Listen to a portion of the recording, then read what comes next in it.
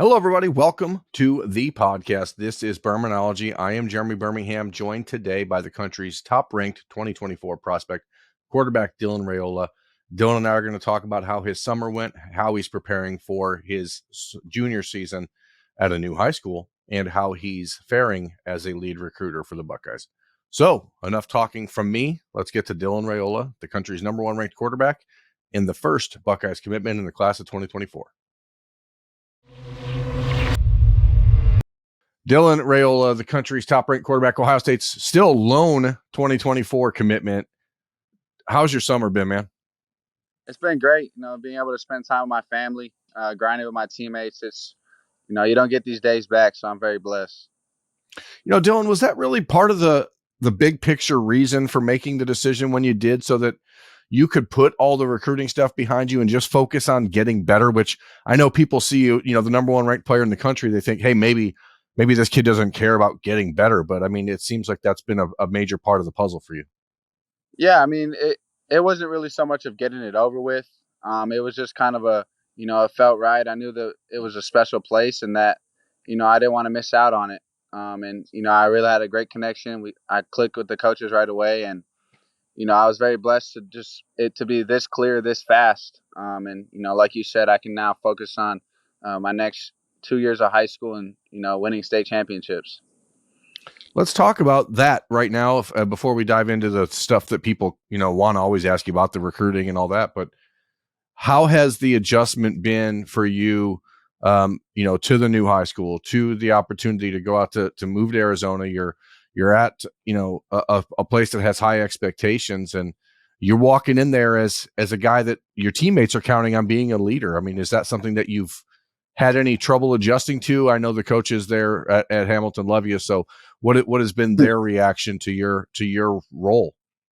Yeah, I mean, it's I really accepted the leadership role. I felt like I was always a natural leader, to be blessed that way, and just I just wanted to be with my guys. And January, February, March were the 3 months I think that were big for to earn their trust, to just let them know that they can trust me. And when everything's on the line, I feel like I feel very confident in getting the ball in my hands and getting it to my playmakers in space. Obviously you were named a captain for your junior season. That's a big honor, something that, I think people would expect. But again, it is difficult as a young guy, especially in your position with all the hype and expectations.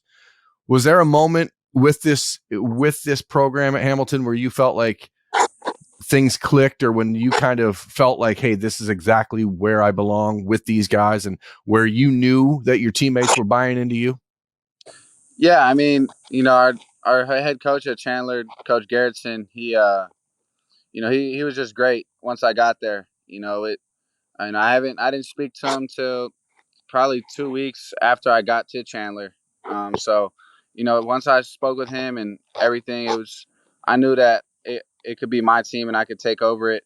But it's really not just me; it's everybody around, all the coaches that make it happen, and really just my teammates that put the work in, put the hours of film in, and we want to get the results that we want. We have to do all that extra stuff that's necessary.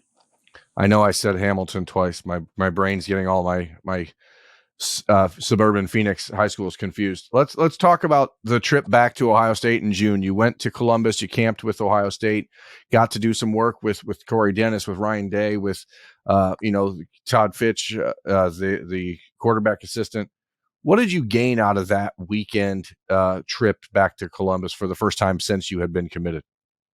I gained a lot of knowledge. I gained a lot of things that I didn't know. I went there with a very clear mind and very open mind. Just knowing that these are the best coaches in the country, and that just learn as much as I can, before I get there, apply it in high school. So when I get there, it could be a smooth transition. And I really just learned the way that they do things at Ohio State. And I loved every minute of it. It was a unique opportunity for you to be there. You had your brother Dayton with you, and Mm-hmm. he's trying to follow now in your footsteps. I mean, did you get a sense of how you could help him develop over these next couple of years? And I know there's at least a hope that you guys can play 1 year together of high school ball, right? Yeah, we definitely will. We'll play 2 years actually. But no, it was just it's special. My brother being with me. I mean, he could throw the ball better than I could at his age, and it's not even close. So, I'm excited for him. He's got a special talent, and he really hasn't even scratched the surface of what he can do. So, just enjoying time with him. He's a grinder. He loves being with his teammates. He's a great leader. So, um, anything I can do to help him, he knows that he can come to me and talk to me. But it's very evident watching him, maneuver practice, go through practice, and the as a freshman playing JV, they follow him. And I don't think that's normal for a freshman, especially moving to have the respect of his teammates like he does. That day in Columbus, Ryan Day's son RJ was there working out. Kirk Herbstreit's son there working out. You and Dayton there working out. Like, it's when you get a chance to see all that happening at Ohio State, is that one of those moments where you're like, that's what makes this place special to me? Yeah, I think every time I go back there, it's like, yeah, this place is special. And being away from it sucks. I want to be up there right now, but I can't wait to get up there for the Notre Dame game. But you can just tell that it's such brotherhood. Everybody looks out for each other, and everybody's pushing for the same goal: beat the team up north, Big Ten championship, and the national championship. So, when you have about 100 guys pushing for that goal every year, it becomes fun. Let's talk recruiting. You brought it up. So you're coming back for the September 3rd game against Notre Dame. That's going to be obviously not just probably the biggest game of the year for Ohio State as a recruiting night, but maybe one of the top two in the country this year for the entire season. Do you feel any pressure, Dylan? It's still, here we are. You've been committed for 4 months. No one else has joined you yet. Where's the results? Right? I mean, are people getting on your back Right. about it? Yeah, I mean, those are some things that that I keep close to the vest, just out of respect to these other recruits. But I like where things are trending with the 24 class. Obviously trying to finish up this 23 class with a bang. And I think we got some big booms coming pretty soon. But with the 24 class, I think it could be one of the best classes in college football ever. So that's bold, but I believe it, and the people that I'm recruiting, I can see it. Have you had a chance to get to know Brock Glenn at all? Obviously, Ohio State added a 2023 quarterback commitment from Tennessee a few weeks ago, and you and I spoke briefly when that happened about people thinking, "Oh, is this going to be the moment that Dylan Raiola decides he doesn't want to go to Ohio State or something silly?" Have you got a chance to talk to Brock and get to know him a little bit and see how you can help him build the 23 class? Yeah, I've briefly talked to him. I think everybody's getting ready for their seasons. So I haven't really got to like chat with him on the phone or anything like that, but briefly spoke to him, congratulated him on his commitment, and that's great for the Buckeyes in 23. I heard he's a great kid, and I'm excited to meet him. When you're there on campus like you were in June, and you have all these dudes that are there visiting at the same time. I know Stacey Gage, a highly ranked running back, was there at that time. Carnell Tate was on campus making a visit after just committing to Ohio State a few days previous. Do you feel like a push that you have to do, like go out of your way to be a recruiter, or do you feel like it's just about being yourself and let the rest of this process just go naturally for everyone like it did for you? Yeah, I think being myself is the most important thing. Reaching out and getting kids to come is one thing, but trying to go out of your way and begging for kids to come is another. And that's their decision, and I fully respect if that happens. But if they want to come play for Ohio State and win national championship and Big Ten championship and beat the team up north and all that, I believe they'll come. The blueprints on the wall. I mean, you go on a visit to Ohio State, you see why they have all the success, and I don't see how you can turn it down. For you, as the season gets underway, do you feel like you're ready to handle the expectations that everyone has of you? Again, I know I've talked to you enough and your family enough to know that you don't care about like being ranked number one and all this stuff. I mean, I know you care about it. You want to be the best at what you do, but it's not something that you're obsessing over. Do you feel like you've been able to compartmentalize the pressure from that and the expectations from that with just being a good quarterback? For sure, for sure. I mean, I go to practice every day like everybody else does. I strap up my pads, helmet every way everybody else does. So, I don't feel any pressure. I get to go against one of the best defenses in the country, Chandler, every day, and you just learn so much from them. What they do on the defensive side, and then with my offensive coaches, scheming things up for our first game, and it just makes a lot of sense. So having that sense of our scheme going into each game, and the playmakers we have with my receivers, running backs, my O line is fantastic. It gets me excited. There's no pressure at all. I feel very confident that if I just go do what I do, and the results will be there. We're 2 weeks away from September 1st when you're actually going to be allowed to be recruited by teams around the country as aggressively as they want to. Have you been able to keep things under control? I know, obviously, again, being in your position, schools all around the country are still going to reach out. They're still going to try to figure out where you're at and try to create some drama for you in the recruiting process, even if you don't want it.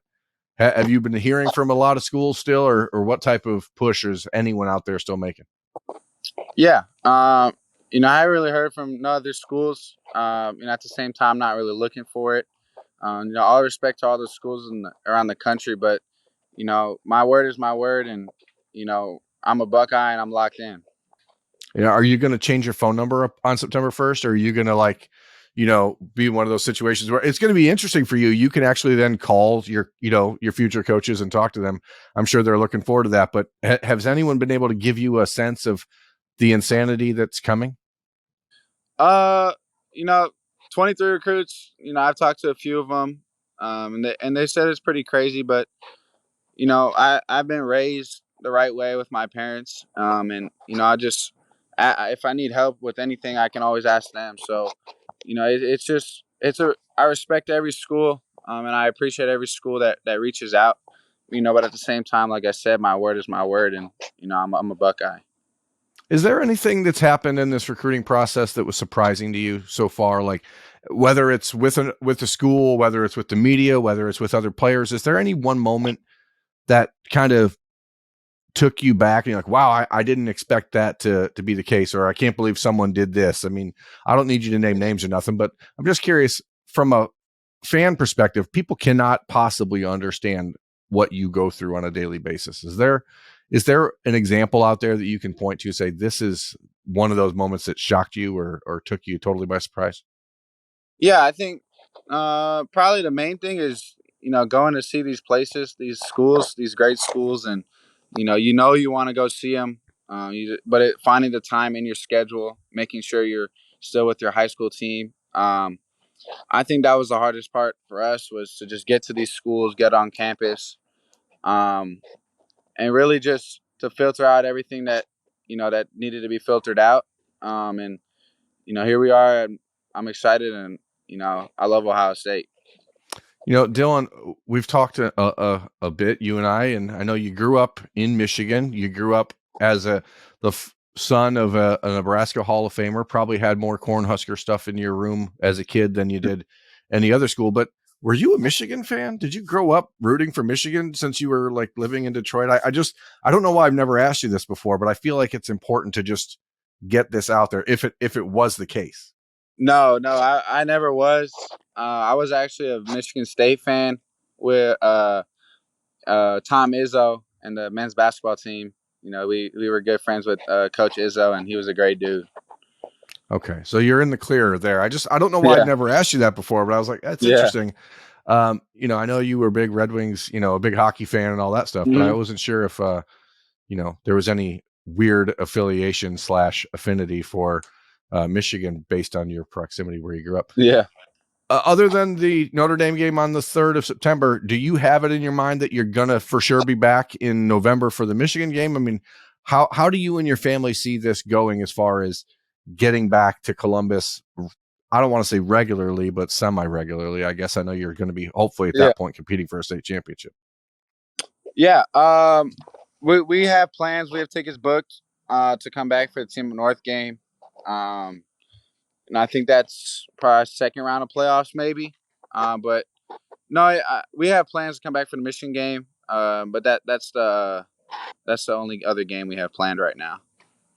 Well, man, I really do appreciate you taking time to join us. I know that your schedule is crazy, and you just got home from practice and getting yourself ready for, school, right? You guys are already Right. started school out there in Arizona, so I'm sure Yeah, it's yeah. a pretty chaotic time in your life. So I appreciate it. Look forward to seeing you at Ohio Stadium on September 3rd, and Yes, just sir. continue to wish you the best of luck, man.